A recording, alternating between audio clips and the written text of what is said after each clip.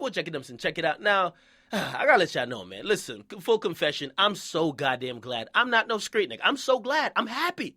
Because this is the very bad year for street niggas. Look around. Look the fuck around. The niggas who are winning are Drake and J. Cole. The street niggas? Oh my God, they're catching all type of L's. I mean, think about the stories about street niggas this year. They're shooting out in clubs. They're getting shot in studios. They're getting shot then flexing on Snapchat. They're getting their chains took. They're getting indicted for self-snitching. Street niggas literally, other than like Gucci coming out and Boosie actually coming out and making some money, they ain't winning at all. Yet, street rap is at an all-time high. Okay, kind of befuddles me because niggas want to be street in a business of music where in reality it's 95% business and 5% music. And I've always told y'all that rappers are professionalized, but not only that, the industry is really just full of fakes. I mean, listen, even if you're the realest in a room full of fakes, remember, you are now the fakest nigga in the room. Think about it, it makes sense. Now, I say all that to say because this street shit really is a fantasy when it comes to music and getting business done, because it's kind of like watching a bunch of niggas. It's kind of like watching the Avengers of Coons. Okay, really. I'm telling y'all the truth, man. So when I see these niggas who are top successful rappers, and I know even though they might be rapping and portraying DuckTales on a record, I know that, come on, man, you're not really living this street code shit really because you're successful. I mean, come on now. I mean, listen, in reality, if you're a successful street rapper, you probably have tons of security, tons of lawyers, tons of managers, tons of accountants, and everything in between. So I'm shocked when these niggas act like they're still on the block. But you know what it is? It's not because they're dumb. It's because they know they gotta act street for the fans. They gotta confuse you motherfuckers. It's the same thing when a guy who I really fuck with, Future Vandross, comes out and he's rapping about lean like he's the worst drug addict on earth. And then he gets in an interview and he says, what? Nigga, I don't even be sipping lean like that. Fuck you talking about? I only sing it because niggas want to hear it. Basically, impressionable minds always get pimped.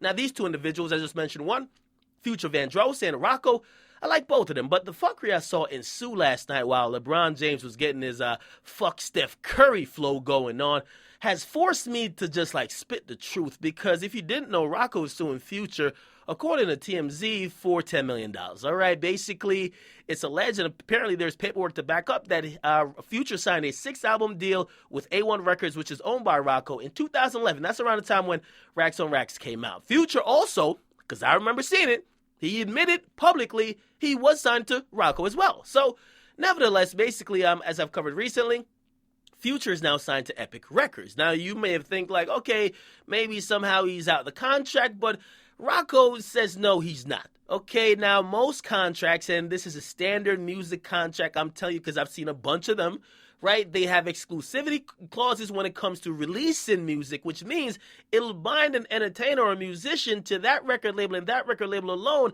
no matter where they go in the world, until they finish and complete the requirements. Only way to really get out is you got to drop the required amount of albums, or you got to get a settlement or some shit, or a buyout, buy yourself out the contract, or get someone else to do it, right? Or just get straight up dropped by the label. That's when the label says you're worthless.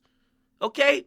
Now, Rocko probably was picking back being bull. You know what I mean? Strategically waited till Future was sizzling hot. Okay, now he's suing for $10 million because according to him, he says, yo, the original deal he had with Future says he's owed 25% of any advance that Future's ever got, right? And you know he got a big advance from Epic Records.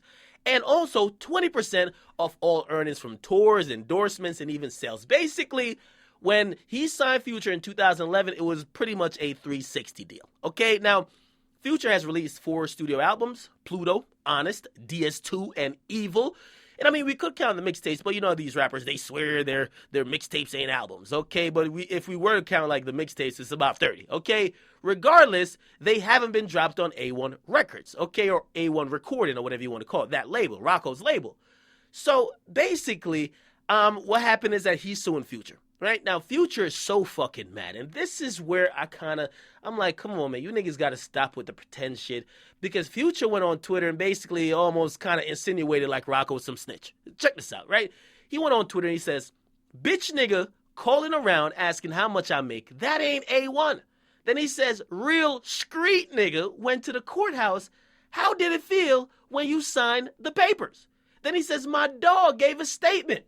Then he says, call them people and tell them, you was just playing, Brody. I don't want my nigga looking like no baby mama.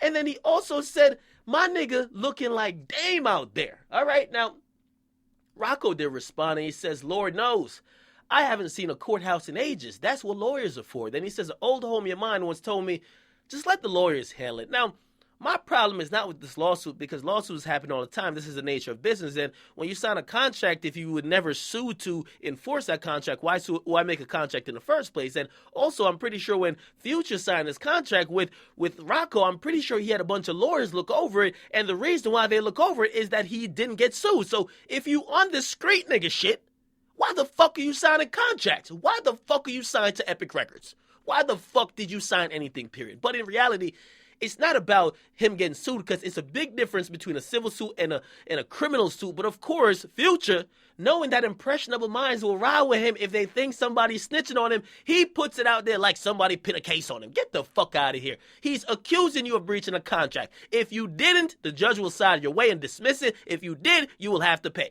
But of course, Future didn't put it down like that.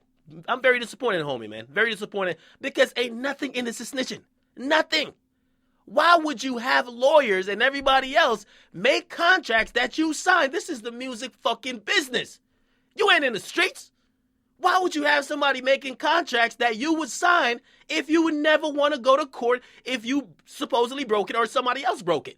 Makes no fucking sense to me. But of course, I don't think Future is dumb. Future knows exactly what's going on, but it's the fans, impressionable minds, he's trying to control their opinion of the situation to get y'all to say, fuck Rocko, because Rocko is snitching. That's not the case, man. Future, clean that shit up, bruh. That shit's very disappointing. This is business, man. Listen, man, these rappers, man, they tell you a bunch of ducktails in their raps, but when it comes to even on social media, they still realize that they could control your mind because you believe anything.